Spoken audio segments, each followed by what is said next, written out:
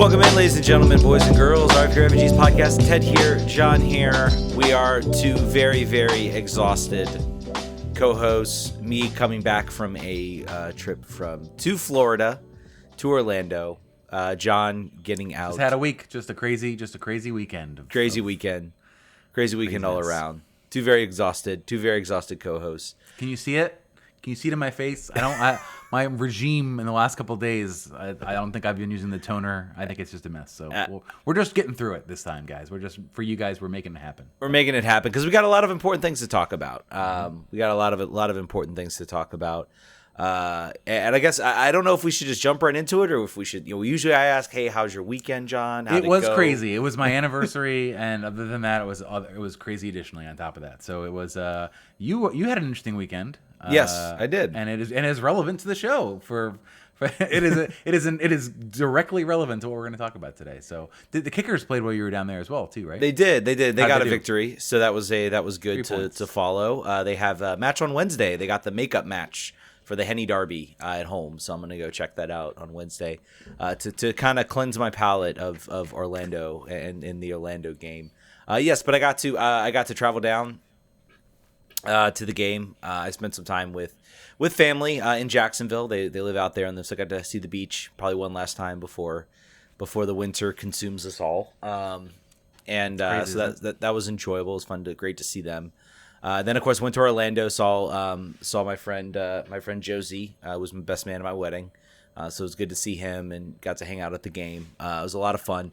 The game itself, so getting in the stadium, this place is in I never really I always thought I went to Orlando. I always like a kid, literally, I guess I always knew this, but you arrive at the hotel and they're already take the bus to Disney World. You literally could just hop off the airport, get on a bus and go literally to Disney World. There's all literally roads lead to Disney. Yeah, basically, and they did a 50th tribute to Walt Disney, which if that doesn't undersell a Mickey Mouse Club, I don't know what does. But so the game happened. There was a lot of fans traveled down. A lot of fans traveled down. It was cool to see. They kind of stuff you into a little corner. My dad and I tried to move to a side maybe away from that so we could kind of watch the game, kind of sit and relax. And we got yelled at and said, "This is your section, go," even though there was no one there. So your usual standard fare treatment. Then we had to wait 30 minutes, which is if you follow John Lee, he had a little more extensive part about it. It does get a little, apparently that's part of the MLS code that they have to wait 30 minutes. I think you can use a little bit of common sense that when the stadium is mostly cleared out, probably safe to let us go. I contend that when we went down the stadium, they have the little booth where they're doing kind of the post game. I contend they wanted to keep us away from that. That's my contention, because as soon as that broadcast ended, and I knew this, I was kind of looked down, and the guy was like, "Woo, 3 points," and kind of like it was over. And then they're like, "All right, you can leave." I'm like, that's what was. You guys, maybe there is a 30-minute thing, but you guys really just wanted that whole thing. You guys didn't want us going down, yelling, seeing the opportunity, which may have been smart. I've been held out in San Jose and at LA and in Philly. Philly, we got a police escort, but that was at the link. Yeah, and it didn't help. The police escort did not stop Philly people doing Philly things to the fans. So no. So I get the idea of waiting, letting fans clear out. I understand that you don't want. You don't want those popping off. Yeah, you don't want those types of events. It is frustrating as people like me, my dad, who just want to go and just relax. We've been to a game, we just got last minute loss, which we'll talk about too in a minute.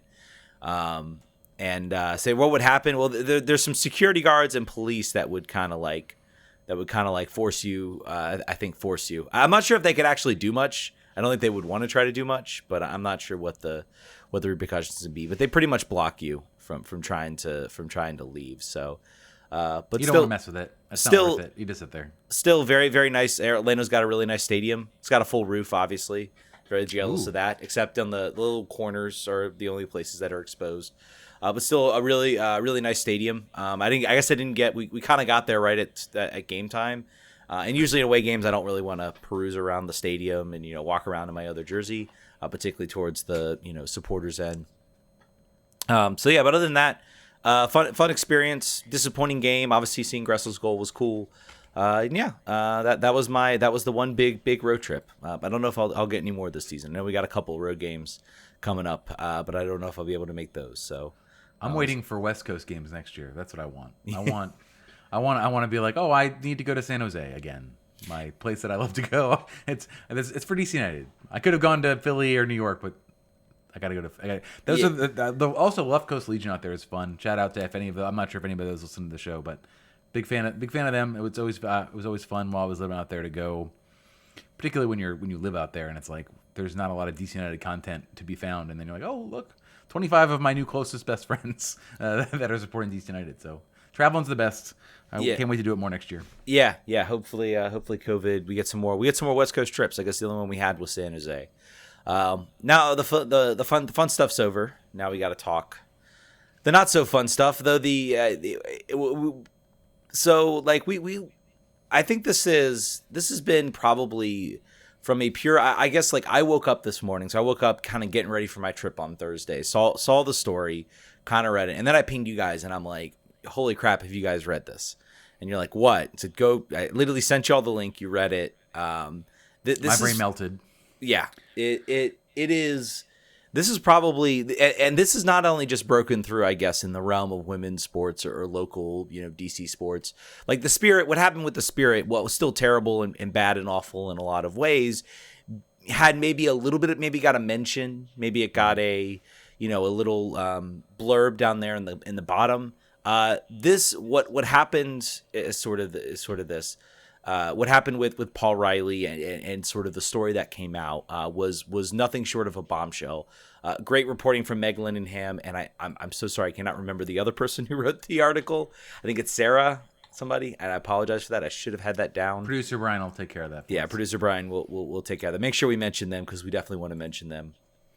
But an incredibly awful story that broke, and it really felt like this was kind of like, this isn't just a team, a coach, a play, an executive, one person. This is more underselling sort of the systematic failures in NWSL that exist and the way they're failing players in a lot of ways. And it's really sad to see. Before we get into more details, John, any sort of thoughts you had to this? Yeah, I mean, it was. I think you sort of covered in the fact that any thought that this was just a localized problem, and that it was just a Paul Riley problem, just a Portland Thorns problem, North Carolina problem. The fact that it was reported up, and there was paper trail, and the commissioner saw it, and there's paper trail coming back. That's really when you start to say, all right, clearly no one has these players' best interests in mind. Nobody, none of them. Not the people who have been hired to replace previous people who are now actually back involved. Amanda Duffy back sort of involved again in a position of leadership. There's nowhere to hide. There's no safe place for players in this league. And I think, the reason it's broken through, it's annoying that the only thing that gets press is the stuff that's like this, right? Jason Anderson mentioned Black and Red. The traffic for these type of stories crush game stories for the Spirit. Like, they don't even come close. Similar to probably our supporter group drama versus regular episodes. Yeah, absolutely. As far as I think the good outcome of that is that action happened, right? Dominoes fell, and we'll get into that. But I think that, having SportsCenter break in on it, having it be on Good Morning America or wherever the hell it was, I think it's gotten to that level where it's getting that sort of publicity about how horrible this was and how there's no safe place for players in the league. The MLS teams and players are speaking out. It's just sort of a common recognition. Everybody who read that article came away with the same thing, that this is beyond the pale and it's unacceptable and everything has to change. People who have been calling for change now for weeks, months, and years are validated in full. And it's really a matter of, and we'll probably talk through the rest of it. You got to burn so much of this down to get back to get to the good wood of this, to get to like the stuff that you want to regrow. You've got to cut so much down that it's going to take a while, and hopefully they keep going on that and don't sort of abandon ship because they know it's going to get hard. Steph Yang is the other writer of the article. Want to make sure she gets a mention. I think Meg Linehan is the known person, I guess, in women's soccer. The more she's the one who's been making the media rounds. But definitely want to call out Steph Yang as being the other contributor to the Athletic article. Before we maybe dive a little bit deeper into that, I do want to make sure we talk a little bit that we are a DC focused podcast. There still is the issue with the Spirit. And I want to talk a little bit about what happened here. Does this impact, what we've been seeing as far as momentum, or for the Spirit that seemed to be kind of coming to a head. Not that I think Meg Linehan or Steph Yang should not have published art. They absolutely should have. They should have, published their work and exposed their work. But we'll get into a little bit. I think, maybe is this going to cause kind of, when you got a house on fire and then suddenly the whole city catches on fire. Suddenly attention gets diverted very quickly. But let's talk about what happened with the Spirit. So the investigation concluded. I believe that happened pretty much right after we finished recording last Monday. Yes, the day after, yes. Yes. Spirit executives had knowledge of Burke's treatment of players, did nothing. Best created a culture that discouraged players from reporting incidents. Multiple sources also accused Baldwin of rage trading. And Baldwin gave the classic, "No, I definitely did not rage trade Rose Lavelle and Mallory Pugh. Are you kidding me?" Which is the classic, I think this is who you're talking about, and no, I didn't. And everybody's like, okay, so you definitely rage traded those players then. I'm interested about that before we move on. I wish he was a reliable narrator right now, because I am very interested in the sentence that he said at the end, basically that we offered Rose whatever she was going to get paid at for Man City to stay, and she didn't want it. Now, right now, you can't take his word for anything. And if things are, Rose certainly experienced or at least witnessed all the things that were going on when she left. So that it might not have been money. It may have just been, "Get me out of here, please, as soon as possible." But that was interesting. I thought that was sort of as a throwaway line. That was an interesting comment for him to add in there. And I think it more undersells it. It's not always about money sometimes. Even staying here, it's like, no, this is clearly a toxic culture. You guys are fermenting this, and I want no part of it. And you even talk, I think this even brings up more questions. We talk about Mallory Pugh now making the national team, suddenly looking like a really talented player. Again, probably the culture and the situation at DC was not a healthy one. I don't know if we talked about Larry Best and I think we did talk about that last week in his comments. So they have the results of the investigation, as I've summed it up, is they are banned from league governance, and they have 14 days to respond. So obviously tomorrow they have 7 more days to respond. Of course, Michelle Kang coming out with an interview. Saying all this, it did sort of feel like this was, she puts out the statement, the results come out. What do we make of this? Is this a saying to the league, say, hey, sell this to Michelle Kang, or you guys are not going to be involved? Because, you might say, well, who needs to be involved in league governance? That matters a lot. Being able to have a say in how your league is run when you own one of the teams. Particularly when there's no commissioner right now, and no general counsel, and everything else is on fire. Yeah, you'd want to be able to have a seat at the table. I think, the other owners knew this already. Mm-hmm. The reporting had gone around. It was reported basically that Steve Baldwin had emailed all the league owners to tell them that Michelle Kang was trying to screw him, basically. And Michelle Kang responded to that because she wasn't supposed to be CC'd. I think he accidentally CC'd her, which is funny. Just as a general office denizen, anytime you accidental CC, it's funny. I think the league knew this already. I think it was just a matter of timing. I think she laid out how she would make a change. She made a statement that the money that will be needed to do these things I have, and I'm ready to invest it. I don't think, as far as a further bearing on this, I think it'll just matter if the rest of the league sees the other problems that are going on and say, all right, well, we can nip this one in the bud here easy, right? We can get rid of, the findings came out, the coach is fired, the figurehead that's sort of making a lot of noise is currently banned and hasn't made a statement. It would just be easier if we just say, Steve, the league has decided that you're no longer best interest to be, and the owner, I don't know if they have like a good conduct clause or whatever, like a lot of other leagues have, and then just say, yeah, give it to Michelle, sell your shares to Michelle, and then we'll move on. And then I think that they will probably leave it. I think because at that point they will say we have so many bigger fish to fry, like you were talking about before this.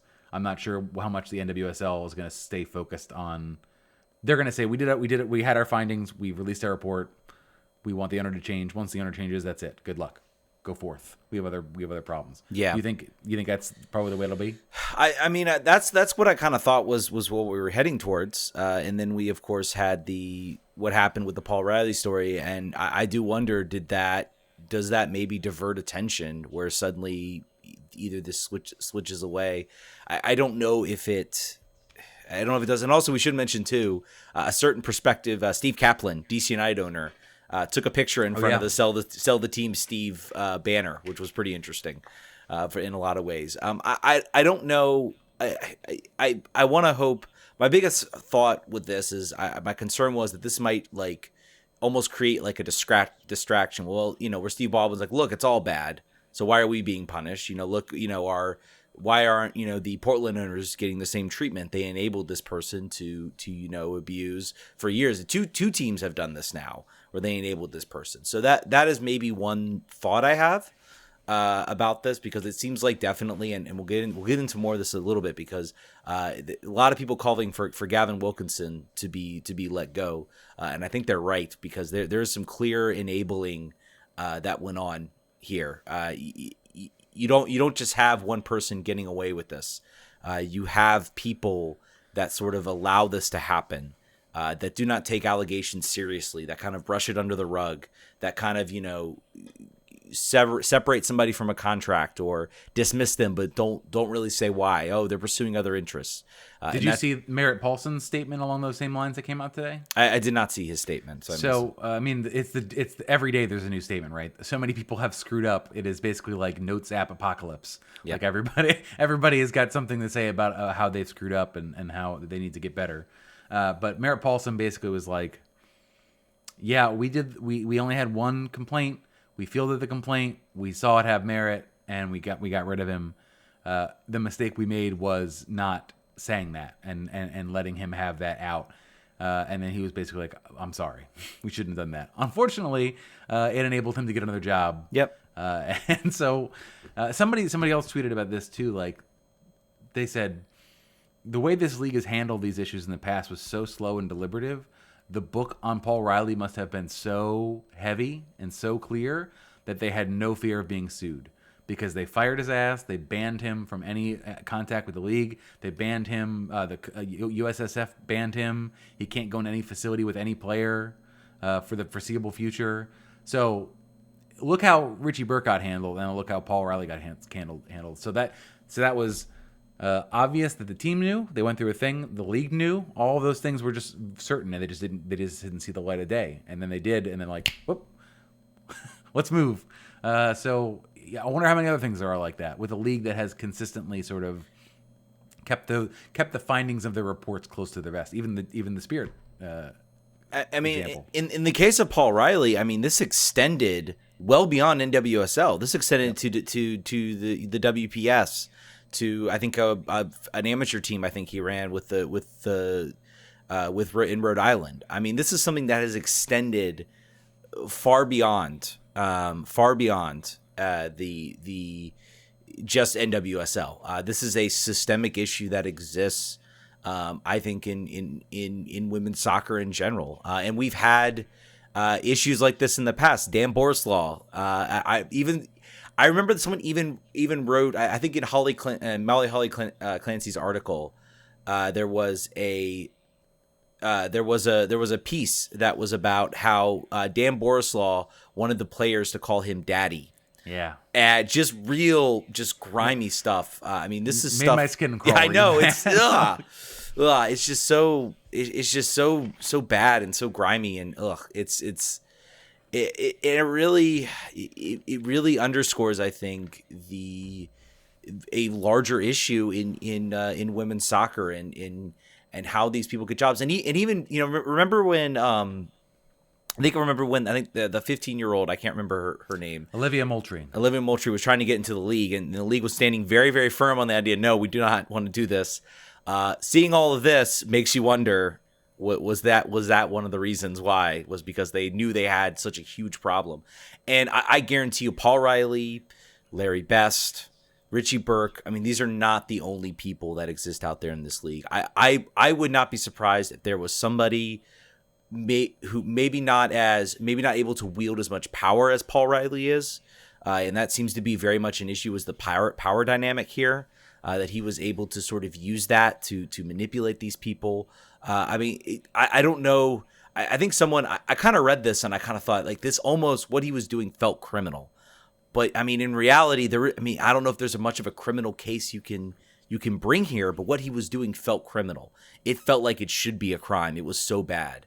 And I remember, I think I was listening to another podcast say, well, I don't think there's anything illegal he actually did here. And I'm like, there has to be. Some of this just feels so bad and so just utterly disgusting that you almost feel it has to be illegal. But honestly, he's probably right. And, he gets to, considering the house he has and the amount of money he's made over the years, maybe he's hurt a little bit financially, but he'll continue to be financially, financially fine, I think, for years to come.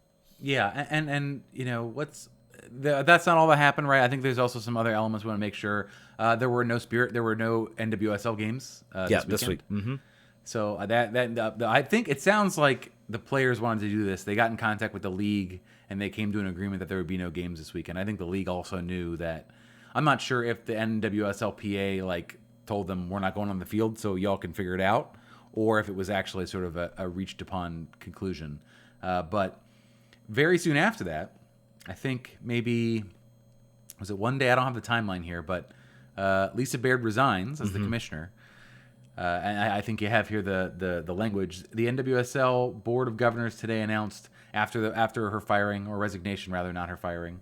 Also, the general counsel of NWSL also stepped away. The one, I don't have her name in front of me, but she was criticized for the transgender policy that she put together at the beginning of the year as well. So it has been a year of chaos. For the first year that we've covered NWSL, the number of people who have been fired, the number of off the field stuff that has just perpetually hammered teams in the league is just insane. I thought MLS was crazy. This is worse, but I just want so the solution basically in the short term is that they're going to appoint a executive committee to oversee the league's front office operations, including Amanda Duffy, who works at the Orlando Pride, who was formerly the commissioner before Lisa Baird came over, Angie Long, and Sophie Sauvage from OL Reign. And they're going to look once again for a new commissioner 1 year after this one. And there are a lot of people that did bring up some points. Obviously, Kaya McAuliffe brought up some good points, that this is still very much leaving out, I think in a lot of these leadership roles, leaving out people of color to actually be leaders in the league office and in the on the sidelines as well for this. So, and these are people that have led this from day one and been real leaders in how all this has happened. So. And this year specifically, I've had numerous occasions where that they are being targeted for being who they are. So I think there's a lot of merit to that, and I think that's something that hopefully the league and this. I think this is a short-term thing. This sort of triad. This is very, very Soviet, very near term. We have to keep the trains moving, and having a former commissioner be able to do that. At least she knows where everything goes. She knows where the paper goes and the staples are. But yeah, I think that is certainly something that they should do much better on as they come to a new conclusion. Do you want to talk about the policy changes that they and also too, we don't have on here the new hire the league appointed the former U.S. AG. Yes. What's her last Sally? Well, Sally Yates, I think, was hired by U.S. Soccer. So U.S. Soccer has a separate investigation going on to NWSL. Amanda Kramer, former assistant U.S. attorney, will lead the firm's team, report directly to the NWSL's board's newly formed executive committee. So there's very different. Sally Yates also has been, I think, a U.S. deputy attorney general. Became famous, during being famous during the Trump and the Russia investigation and everything like that. Amanda, I think I read Amanda Kramer has the one of the dubious honors of not being one of the attorneys to not file charges against Jeffrey Epstein, if I remember correctly. Cool. If I remember correctly, I think that was one of the things. Very cool. Maybe I could be wrong. I could be wrong about that, but I think I read at least one of the attorneys involved did that. So so definitely a difference here. Definitely a difference in who the attorneys are and everything like that. Yeah. So she was the attorney of the Southern District of New York. So I'm pretty sure I'm going to go ahead and say she was the one. So obviously there's some other things in this policy. And one quick thing I want to add first is I do think, I personally think the success that this league has had in generating attendance that we saw in 2020, I think for the first time the players suddenly have at the very much a little bit of power, not a fear of retribution anymore. That I think that's why we have seen this sort of come up, and that's been a really big and important thing. That sort of the pendulum probably still very much on the owner's side, but I think they managed to gain just enough where they could at least use some of that weight to force some of this through. Otherwise, who knows how long this could have continued? Who knows how long Paul Riley could have been a manager or could have been a coach? I mean, he was able to get away with this for so long. I mean, that the length, I think, of this is what's so shocking about Paul Riley is how long he was able to just get away with this. The spanning multiple leagues thing. Multiple leagues, multiple teams, multiple years, same thing, same idea, everything. Let's get to the policies. Independent review of practices and policies by the league, club levels, including workplace policies for each club, and league-mandated anti-discrimination, anti-harassment policies, kind of bare minimum stuff. Comprehensive policies that create a league and all members to ensure moving forward is systemic, transparent, and effective executive action. I mean, a lot of this. So a lot of this that we're reading here. So a reopening of the 2015 investigation following NWC coach Paul Riley and subsequent hiring by the Western New York Flash and North Carolina Courage. Reviewed investigative reports and related to all historical complaints of discrimination, harassment, abuse in the NWSL. This is important because what's going to happen now is an external third party will review these complaints that have gone into the NWSL black hole, the front office black hole, where things are reported in, not reported out, action not taken. So that of these things, saying you're going to take the training, saying you're going to do a review of workplace, that's good. But the Spirit also had an anti-harassment policy in place and had those. They just weren't followed. And Richie was on his third strike when he got fired. So policies are great. It's all about the will to enforce them and the will to punish people who violate them and the will to publicly state that you're doing so and not for the sake of, good old boys network or whatever it is, like professional courtesy, whatever you want to call it. I think that's an important change that needs to happen. So that is my favorite thing, the fact that they're going to basically go back in time, look at every harassment thing that has been contributed and look at it again. But also they're figuring out a better way and line and chain of custody of evidence and everything else to report things in the future as far as future whistleblowing type things. So that's good too. Yeah, and they've also partnered with Real Response, the leading secure and anonymous reporting platform for sports teams and organizations. So it appears like they're actually establishing, real anonymous reporting, which is something that should exist in all capacities and definitely not something that should be there. And it probably absolutely should have been there from the beginning. Yeah. The fact that it's there is good. Again, all of this is good. These are good things the league is doing. Is it enough? No. There's going to have to be more. There's going to have to be wide. The previous one was, if you have a complaint, email lbaird@nwslsoccer.com and we're going to CC your boss. That was probably the way they used to do it. So an improvement. Yeah. And by the way, SMC Ultra points out Kaya started this and she deserves a lot of credit. She does. I think she was the first one to kind of put her name on some of this and be like, hey, I'm putting myself out there.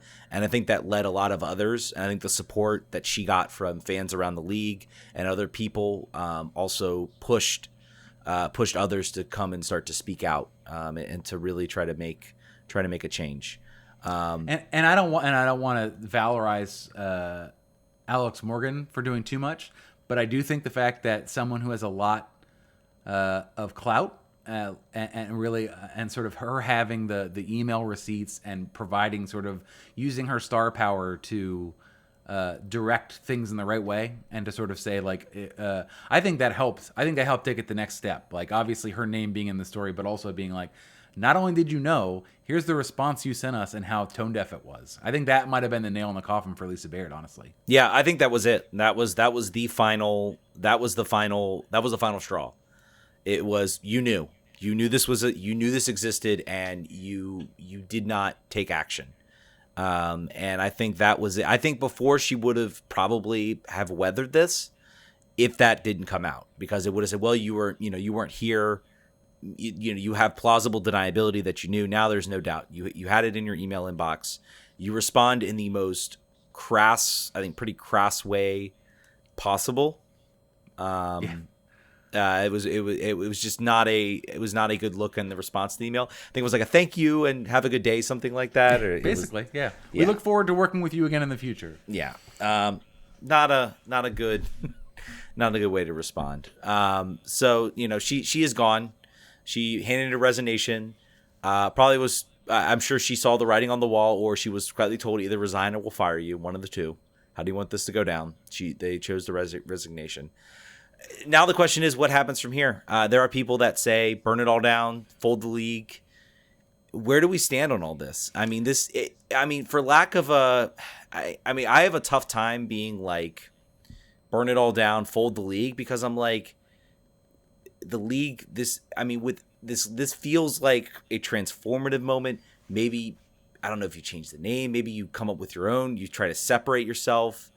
I gotta find some answer here, because you still professionalized women's soccer still has a very important part that it needs to have, and it needs to exist, and it needs to be better. It needs to be much better. I don't know what the answer is. I don't know if you burn it all down. Has the brand NWSL brand been absolutely? Yeah, I think that's for certain. I think there are a couple million people today that had never heard of the NWSL that now only know this. I think that's a problem, for one, that speaks to other problems. There was a thread that happened, Akaya retweeted it yesterday, that was just brainworms, just like mind-alteringly bad. It was about the fact that they shouldn't have published this story because it could hurt the league, and it really hurts North Carolina Courage, and they could have waited until after the game happened. And that sort of changed my mind about the folding thing. So granted, the league folding would hurt the players. Yes, without a doubt. Their livelihoods would be altered, and something would need to fall through. But I think they're on strike 2.99999 with this. They have one more chance to get it right. The next thing that happens, and there will be a thing that happens because the world sucks, and there will be another thing. If it's not handled perfectly, if people still, the bare minimum threshold, right, is that you can go to work every day and feel respected and safe and treated like a human being. And if they can't hold that one up, then I'm sorry. We don't deserve to have a league. We have proven that we do not deserve the keys on the weekend for the car. We've not been able to do it, and it sucks for the players because all they're doing is being the best players in the world in a country that has not given them a league that supports them. But in the end, it will be a challenge for fans, and particularly if you're the league partners, business partners, to want to put money towards this brand that has now negative brand equity. And all the reason these groups were trying to support NWSL was about its position as for women, right? And if it comes out that the league is in fact a very dangerous place for women and has proven so, and the league intentionally didn't make things better when they could have, why is Secret? Why is Budweiser? Why are all these companies that were sort of sticking their neck out to make an investment in this league where it still has lots of room to grow? Clearly, why would they want to re-up it? They wouldn't. So it might get burned down of it's not of its own volition. It just might happen because but unlike that thread, I don't think that's a reason to not do it. I don't think that's a reason to say, well, I guess the players will just have to continue to suffer. I guess we'll just have to. I wouldn't want to, mess up my Saturday. So maybe they should just take it on the chin. It was infuriating. I don't know if you've seen it or not. Go to Kaya's Twitter. It was maybe like 2 or 3 days ago. And she might have deleted it by now because I think a lot of people were really going after her for that. But anyway, yeah, it's saying that oh well, it hurts the league. I'm sorry, that's not if preserving the league is preserving people like Paul Riley, then I'll take burning down the league any day of the week, because you don't want to be thinking about Paul Riley. You want to be thinking about how do we avoid the next Paul Riley? How do we avoid the next Richie Burke? How do we avoid the next Larry Best? How do we avoid, the next person that comes into this because this is what they want to do, and they act in this way, and they treat these players like that. And if that requires, if the league can't be trusted, then the NWSL, the PA, and honestly, the NWSL PA should be the ones guiding this. They should be the ones telling us, yes, we want to continue playing in this league or not. If they're like, nope, we do not feel NWSL has done enough, then burn it all down. Done. Move on. There is, NWSL has at the very least shown that you can have a successful, on the outside, certainly not about what's going on the inside, you can have a successful women's soccer product. People want to watch, people want to go enjoy. Right now, it is not working for the players, and it needs to work for the players. Mm-hmm. A lot of people have said, don't rely on NWSL. I hope USL, which by the way announced a second division women's league, I hope they are heeding a warning, and I hope they either have very much baseline implementations to handle potential abuse, to handle potential issues that might arise, or are actually vetting owners, are vetting who's buying these teams, not just taking the check and cashing it. My hope is that happening, because if we start hearing stories about this, then we're going down the same path. Even if the top gets cleaned, if the second and lower divisions are still just as dirty, then nothing is being changed here, and it's all just going to get worse. So, coming from two straight white men, I think that there's a common thread here about all of these scenarios that cause the problems. As far as if you're in a situation with a sexual power dynamic, apparently men in soccer cannot help themselves. At least in NWSL, they appear to be unable to do so. There are work relationships that exist in offices and all over the place. It happens. It seems to be not as pervasive as it is in NWSL from a raw numbers perspective. But maybe that should be a consideration. As everyone has been talking about, we need to hire more women. I think even as a public safety issue at this point. Yeah. Clearly in NWSL, that may be a thing to address, because this is the numbers do not lie. The statistics here are troubling for whatever reason. Why other bosses in other places can manage to treat women with dignity and understand that relationships and power dynamics preclude fair relationships, but apparently they don't get the memo here. Anyway, we're spinning our wheels on that, but it is it's got to be fixed, and if it doesn't get fixed, then the league needs to cease. Yeah. So I think it's going to be. I question whether we'll even see a season continue. I think it looks like games are on for now. Wednesday. Wednesday. The Spirit will play up in Philly for the Carly Lloyd going away game at Gotham, as of right now anyway, until that changes. And I think it's going to be a question of what's I think the next few months are going to be key to seeing what happens and how if this league continues. I think if the season ends this year, I think you can start marking the death of the league. You can start counting down if they suspend the whole season this season. I think that. It's a good point too. If you look at the fact that they had just a week's worth of games wiped in a very tight competitive league, like from a competitiveness perspective. The Spirit have had 2 3-0 forfeits, so that's an unusual thing to happen in a season. So in a season where all these things are happening, you're right that you got to look out for. What is going to happen the rest of the year? What kind of how can they land this plane right now?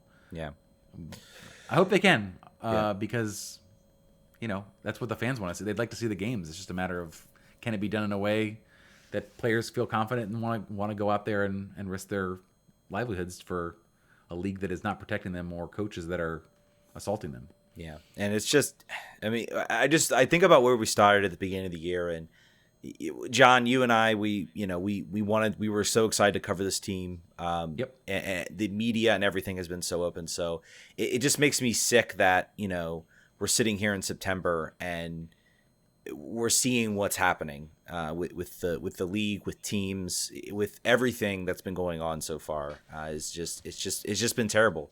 And you're right. It's all straight white men that are the perpetrators in all of this. Yeah. So my question is going to be, they're doing a worldwide search for a commissioner. Who would want this? Who would want this job at this point? I think is going to be another question. Who I think a reformer has an opportunity here. Yeah. No, absolutely. Right? I mean, this would be a huge opportunity. So it's got to be somebody who can be ambitious, and who can think that they can actually enact change. And my hope is if it's another straight white male, then what are we doing here? So commissioners too are challenged because they're essentially employees of the owners. Yep. So they can only be as forward thinking or change oriented as the owners allow them to be. That is why it's a poison chalice. That's why maybe it's a job you wouldn't want, right? Because you don't have unilateral authority to just dictate things. You've got to count on owners, one of whom is not allowed to be in the room right now because he's run his team so poorly. So I don't know. Maybe nobody wants this job. I don't want it. I've taken my hat out of the ring for commissioner. I am not applying. All right. I guess it feels weird to segue, but I guess we'll do it. We will touch a little bit on the DC United game, but let's talk about it. DC United falling 2-1, last minute goal from Daryl DK over Orlando. A game. So I think there are a couple of main things. First of all, DC United getting off to a fast start, an excellent goal from Julian Gressel. Second straight goal he scored. Hasn't scored for DC at all, and then gets two goals. He's on fire now. He's on. He's really from now on. He has almost stepped into the conversation of being like the team MVP at this point. Yep. I think we all have put Ola Kamara up on a pedestal, but just his influence on the game and how he's really grown this season has been really incredible to watch. The rest of the game, I thought there were a couple. Sorry, we can't forget the midweek win. We did not talk about that, did we? We haven't talked about it. I don't think we have. I got so caught up in this. Our producer's reminding us that we have not talked about the midweek win. Let's briefly touch on that. DC United winning 3-1? No, 3-0. 4-2? No, it wasn't that. 7-3? Guys, sorry, this feels like forever ago. You got to bear with us here a little bit. It was 3-1 over Minnesota. Penalty from Ola Kamara, goal from Julian Gressel, goal from Junior Marie, DiBiase coming in off the free kick. Let's talk. First of all, I would say this game is, yes, Minnesota without Reynoso. I thought this was a dominant performance. Yep. They play like this against a team like Nashville, a team like New England coming up. They stand a good chance to pick up 3 points in both those games. So that was just a dominant performance. Obviously, Ola Kamara getting the penalty goal, gets a penalty saved. Finally, the streak of his impenetrability So I feel like taking 2 penalties in any game is a challenge. I almost wouldn't let him do that. Obviously, he's not going to get off the spot.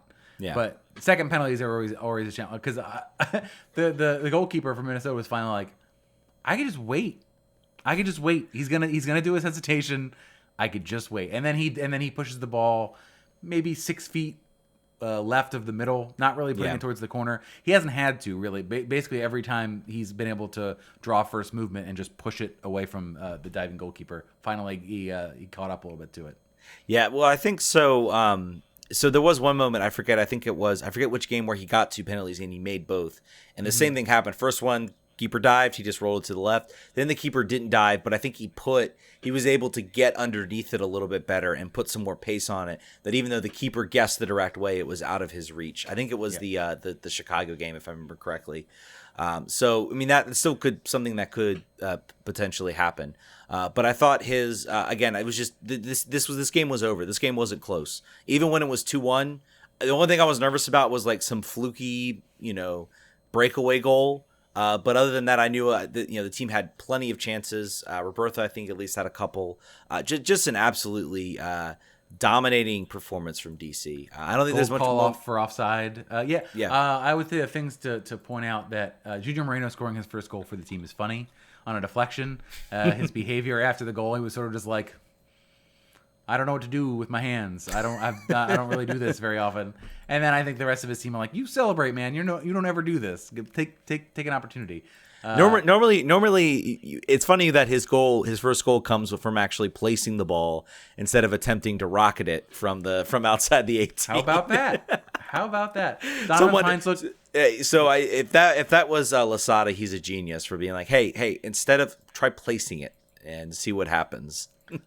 I think that was Moses Nyman's first appearance in like forever. Yep. He came on as at last 2 minutes. And also Donovan Pines has been looking extremely solid to me. Yeah. For the last couple games. Really, I think, cement. I was reading other places like talking about him cementing his place back in the lineup. And for some reason that hadn't clicked in my mind yet that is true. And that he's now been basically a permanent fixture the last maybe 4 games. I don't think he's leaving. I think now Brendan Hines-Ike, him and Andy maybe that's your triad when everyone's healthy. Yeah. I don't know. Brendan Hines-Ike is. I mean, I think he's getting back to fitness. I don't think he'll see much time. Yeah. I mean, like next year maybe or whenever. Right. Best case scenario, I think for Brendan Hines-Ike is he gets like a sub appearance coming in. But I think you can now officially kind of move on from a player like Fred Brilliant. I think DC now finally can do that. Pines, all the tools are there. You see all the physical tools, the tackling, the timing on the tackling. He had a couple just really, really timely tackles in this game against Orlando that really kept this team in this game for a long time. Really sort of not really giving Orlando a lot of really good, solid looks in this game. So I think he had maybe one moment towards the end of the game in Orlando where I thought maybe he got turned a little bit. It was kind of fortunate that Mora was there to sort of recover on the save.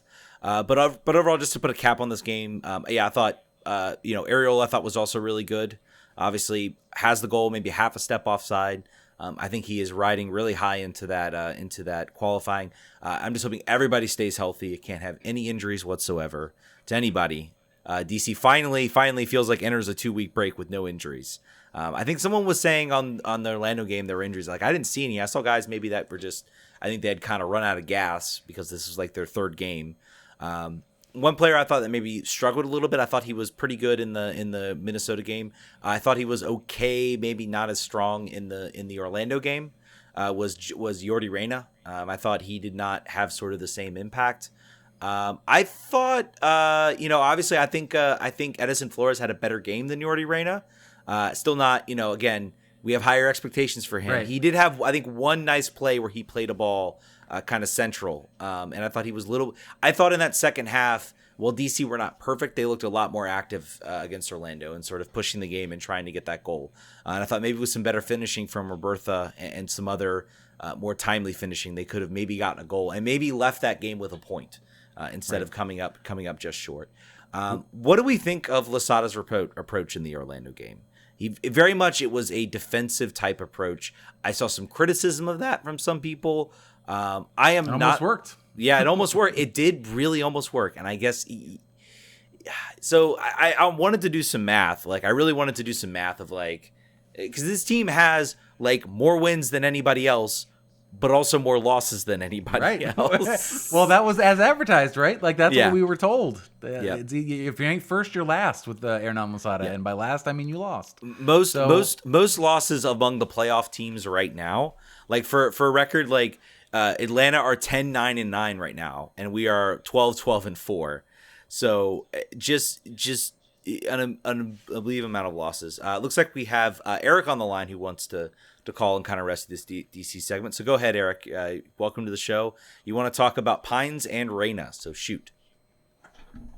Yeah. So I feel like my feelings on Pines this season have been he makes like one very bad mistake a game, sometimes more than one, but usually it's like one very bad. And you're like, oh, heavens to Betsy. Oh, I cannot believe this has just happened. This is very embarrassing. Oh, geez, I've been here talking to my friend about how much I like Donovan Pines, and here he goes doing this one thing again. And then like he makes like 2 to 4 just amazing tackles, and you're like, he can't possibly get there. He can't. The guy's running too fast. He's too far ahead of him. The ball's out of reach. And then the leg comes out. And it's just like, that leg is like 6 feet long. And Yep. he just makes the tackle. And it's insane. So I do see both sides there, but I think that the pros of Pines outweigh the cons, for me at least. And I completely understand the other side of the argument. But just for me at least, I think that the pros very much outweigh the cons. Then briefly about Yordi Reyna. I think he looked spectacular. Not spectacular. I think he looked much better in the Minnesota game, mostly because, and I think that you really only notice he's not, you don't notice how much he's doing for the team until he's not there. Like Kevin Paredes on that left side, just able to create mayhem, which is what I feel Yordi like thrives in, is the ability to take these like right now, all of the front line, and the wings for the most part thrive in this incredibly high pace. Like if you guys pay close attention to the Minnesota game, like the one-touch passes just were insane. Like people were, I can't like the number of times where it was like, oh, okay, Reyna's got the ball, and then like 2 seconds later, 5 of our players have touched it, and it's all the way over to like Gressel on the right-hand side, and he's like looking for a cross. He's looking for runners in the box. It's like that is very, very good. But you need someone behind Reyna to like help create that mayhem, and I feel like Kevin does that. I don't know if you guys are seeing that. I don't know if maybe I'm just watching, different games, but that's just my opinion. Anyway, don't want to contribute too much more to a very long stretch of games, so I'll take my answers off the air. I appreciate it. Thanks for calling, man. Appreciate it. And I think some people, Coswell's kind of add that, I think a lot of people always, I'm a big fan of Pine's high ceiling, but he's good for one major blunder a game that hasn't gone away. I will say that he has moments, he has games, and I think his blunders get kind of amplified. And then the games where he doesn't, you don't talk about it too much. He still is very much error prone. That still hasn't gone away. But I think this season has been a major step that it's less of an issue that keeps him on the bench. Yep. And he's gotten really good at recovering. Like I want to say in the Minnesota game, there was a time that he got burned pretty badly. But he manages to sort of catch up and recover and prevent the goal. Angus is on the line. Angus, always a pleasure to have you on, my friend. We'll let you take it away. Thanks, guys. Calling again. The Pines defender. I might be the biggest, I guess, Donovan Pines fan on the show. It seems like every week I'm calling and defending him. But you guys are right. His one-on-one defending has been quite good this year, right? You talk about who we lined up against Orlando, and Donovan Pines was not the worst defender we played. Granted, Tony Alfaro wasn't bad either, but, getting a yellow card 17 minutes into a 90-minute game isn't always great, especially when you just come off he wasn't injured, remember? He was sitting out for a yellow card suspension on Wednesday. He came off injured in the Orlando game, correct? No, he came. They just subbed him off because he was recklessly. He was making some more reckless tackles. That's what got him the yellow in the first place. I believe he almost gave up. There was a very sus tackle that involved the Orlando bench like yelling at the referee on the side, which I thought was funny. That like their bench like mobbed the ref, whereas ours kind of stood off when our assistant coach kicked the ball in before it had left before it had left the field Yeah, to play. yeah. But it's just weird. Talk about weird things that happen in a soccer game. You could have filled out a bingo sheet during this one. But I think some has to be jotted up to Losada's system as well. The high press really isolates center backs, especially when you're traditionally playing a back three, but with Nahar, you're playing like a weird back two, sometimes back one, depending on the situation. And that can isolate defenders and put them on islands where Donovan hasn't really thrived in the past. You look at the weird three-back that we played in 2019, 2018, somewhere in that range, where we were saying the exact same things about Steve and Donovan Pine at the same time for whatever reason. But, he's good one-on-one, and I think that that's important, especially considering his recovery ability. So when he makes that mistake, he's able to make amends for it as quickly as he possibly can. And he's using his physical attributes for the better. Now, I'm not saying that the system is the problem and we need to fix the system, because clearly it's shown that we are improved both defensively and offensively this year. So, there's not much you can throw up to it other than he'll get better. He's 23. Give him a little bit of time. Yeah, and I think if he were getting much better, if that had been, then we'd be looking at selling him. Not that I don't maybe want him to maybe reach that goal, but I think it's also important to consider that. So I think he's got a lot of time. I'm excited of the steps that he has taken. I'm excited for what the system brings, and I think you raise a good point. I think DC's gotten better at playing in this system. I think lately they've been able to sort of, navigate some draws against some teams, maybe not just drop so many games.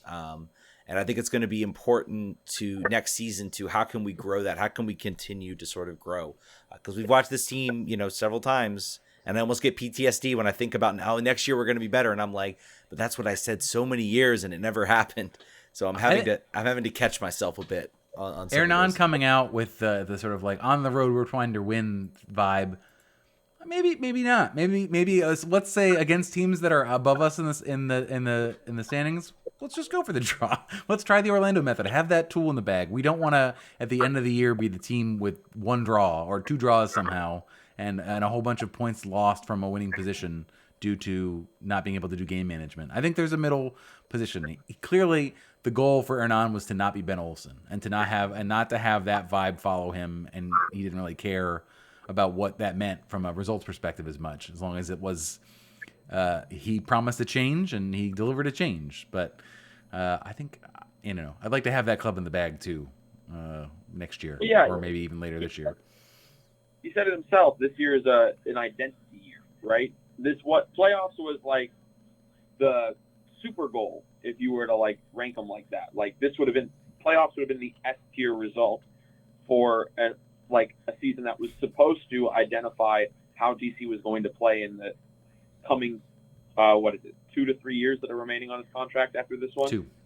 Yep. So yeah, in the next 2 years, that's how DC was supposed to be playing. So, his whole point was, hey, I don't have control of the roster right now. I'm not going to be given a huge control over the roster at the moment. But, I've got this time to evaluate the players that are currently on the roster, and I can decide to keep or move whoever I please, basically, after this year. But all I want is for casual supporters and, fans to realize, hey, we're going to be playing like this, right? So now he's able to say, oh, playoffs are in reach. Let's try to, batten down some hatches and secure that. Whereas, March and April, he was like, we need to show that we're different, like what you were saying. Right. And accomplished. Right. We did that. Yeah. And I think right now, I think playoffs is an expectation for this season. It'd be disappointing if we didn't. Now it wouldn't be, it was a failure. What was it good for? Yeah. I'd be very disappointed if we didn't make the playoffs. I think everybody would be, because we see how talented this roster actually is. It being effectively the same roster. And I Taylor Twellman tweeted out yesterday about how great Montreal has been. And it's like, well, DC did a very similar thing and nobody's talking about them. In the same vein that nobody's talking about Montreal, don't get me wrong, but, it's there's been a great shift in like playing and quality of play in MLS this year. It's been really fun to watch. Yeah, I would agree. All right, Angus, man, thanks for man. calling. Yeah, have a good one, guys. You too. I think I'm rarely one to be. You got to give it to Montreal, but they did lose their manager like 5 seconds before the season started.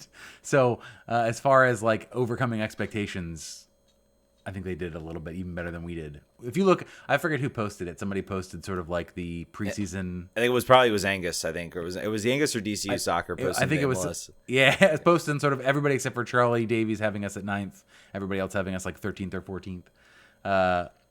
So yeah, I mean we've confounded expectations too, but I think Montreal maybe even a little bit more based on where they found themselves right before the season. Either way, we're happy. Either way, we're making progress. Yeah, we're making progress, and I think there are going to be a lot of discussions that I think we're going to have as a team, as fans about what how can this team actually do better next season. Right now, I mean they control their own destiny for the playoffs. They do have a very tough, a very favorable schedule coming up. I do want to highlight.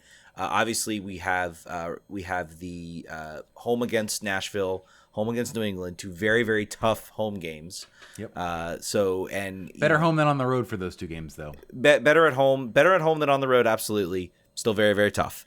I could see them if they drop either of those games. I suddenly am, because of how tight things are, start to get a little nervous. And then of course you have road against New York. That'll be another tough game. And then you have home against Columbus and New York. So those are probably going to be playoff deciding games for this team into whether they make the playoffs, because they're definitely going to be. Those teams have started to turn the corner a little bit. They had some very, very rough summers, and they started to kind of come about. I think Mark Fishkin posted that like New York has like the second best record right now in the Eastern Conference, or tied for second. So very, very tough turnaround. And then, of course, then you close out the day against Toronto. So at least you get it. Your last road game is going to be. Well, if you remember a certain year, I think 2 years ago, ending the season against FC Cincinnati at home and not being able to score a goal. So I think DC would have found a way to win that game if there wasn't the 2 red cards, honestly, because I think that just like, since it was like, we're just going to sit back. And I would trust a DC team right now against a 9-man Cincy team a lot more than I would trust that. I would too. Just a reminder to the folks that are joining us live here on Twitch. We'd love for you to support the show by subscribing. That makes it it's a great way to help support the show. If you have Amazon Prime, you can subscribe using your Amazon Prime free sub each month. You have to do it each month. They make you redo it. It's dumb. Or you can just subscribe with American pesos. So whatever you want to do to support the show, we appreciate it.